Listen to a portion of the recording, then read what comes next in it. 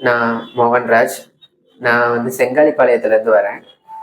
எனக்கு பாஸ்ட் 1 இயராக வந்து neck pain இருந்தது. அது என்னென்னா, இந்த ரீஜியன் ஃபுல்லாகவே எனக்கு ரொம்ப ஸ்ட்ரெயின் ஆகி பெயின் டாலரபிள் இல்லாத ரேஞ்சுக்கு போயிடுச்சு. என்னால் உட்கார முடியாது, ரொம்ப நேரம் ஹெவியாக ஒர்க் பண்ணவும் முடியாது, லேப்டாப் யூஸ் பண்ண முடியாது. யூஸ் பண்ணிட்டு கொஞ்ச நேரம் வந்து என்ன கொஞ்ச நேரமாவது படுக்கணும். படுத்தா மட்டும்தான் அந்த பெயின் வந்து செட்டில் ஆகும்.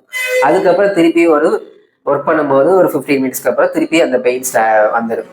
அப்படி இருந்தது. அப்புறம் நான் வந்து பிசியோ ஆர்த்தோபெட் கன்சல்ட் பண்ணும்போது அவங்க உங்களுக்கு நர்வில் எந்த ப்ராப்ளமும் இல்லை, ஃபிசியோ வேணால் ட்ரை பண்ணி பாருங்கன்னு சொன்னாங்க. அப்போ எக்ஸ்ரே எல்லாம் எடுத்து பார்த்தா ஒன்றும் ப்ராப்ளம் இல்லைன்னும் போது நான் ஃபிசியோ தேடி பார்த்தேன், வெப்சைட்டில் தேடி பார்த்தேன். நியர்பை எது இருக்குன்னு பார்க்கும்போது அருண் ஃபிசியோ ரீகேப் சென்டர்னு சொல்லி துடியலூரில் இருக்குது. ரேட்டிங்லாம் 5 ஸ்டார் ரேட்டிங் தான் எல்லோரும் கொடுத்துருந்தாங்க. சரி ட்ரை பண்ணலாம் அப்படின்ற மாதிரி தான் வந்தேன். வந்தபோது நார்மலாக ஒரு ஃபிசியோ சென்டர் இல்லைன்னா ஏதோ ஒரு ஹெல்த் சென்டர் எங்கேயோ போகிறோம், டாக்டரை பார்க்க போகிறோம் அப்படின்னா அவங்க என்ன பண்ணுவாங்க, பெயின் அப்படின்னா பெயின் கில்லர் கொடுப்பாங்க. அது கொஞ்ச நாள் வராமல் இருக்கும், திருப்பி வர ஆரம்பிச்சிடும். அந்த மாதிரி தான் நான் ஜெனரலாக டாக்டர் இந்த மாதிரி பார்த்துருக்கேன். இங்கே என்ன பண்ணாங்க அப்படின்னா 20 மினிட்ஸ் வந்து கொஸ்டின் செஷன் மாதிரி நடத்துனாங்க. அந்த கொஸ்டின் செஷனில் நீங்கள் எப்படி உட்காருவீங்க, என்ன மாதிரி ஒர்க்கு, அந்த மாதிரி நிறைய கொஸ்டின் ஃப்ரீக்வெண்ட்டாக கேட்டுக்கிட்டே இருந்தாங்க. நீங்கள் எப்போ தான் ட்ரீட்மெண்ட் போவீங்கன்ற ரேஞ்சுக்கு கொஸ்டினே கேட்டுகிட்டே இருந்தாங்க. அப்போ எதுக்கு இப்படி கேட்குறாங்க அப்படின்ற போது நான் வீட்டில் போய் யோசித்து பார்க்கும்போது உங்களுடைய ஒர்க் நேச்சர், எந்த மாதிரிலாம் நீங்கள் ஒர்க் பண்ணிட்டு இருக்கீங்க, எப்படி உட்காருவீங்க, போஸ்டர் எப்படி இருக்கும், எல்லா டீட்டெயிலும் கேட்டாங்க. லேப்டாப் எப்படி வச்சு ஒர்க் பண்ணுவீங்க, எந்த மாதிரி ஃபோன் யூஸ் பண்ணும்போது எப்படி உட்காருவீங்க, இந்த மாதிரி நிறைய கொஸ்டின்ஸ் கேட்டாங்க.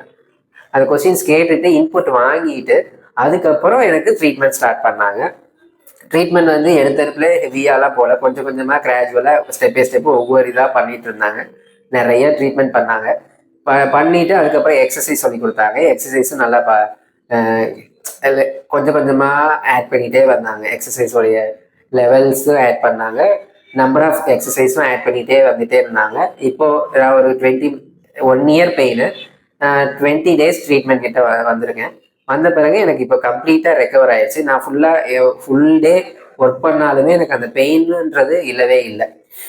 நீங்கள் என்னன்னா, நார்மலாக ஒருத்தர் ஃபாலோ பண்ணுறதை இன்னொருத்தர் ஃபாலோ பண்ணக்கூடாது அப்படின்ற மாதிரிலாம் எதுவுமே இருக்காது. எத்தனை ஸ்டாஃப் இருக்காங்களோ அத்தனை பேருக்கும் நம்மளை பற்றின கம்ப்ளீட் ஸ்டேட்டஸ் வந்து அவங்களுக்கு தெரியுது.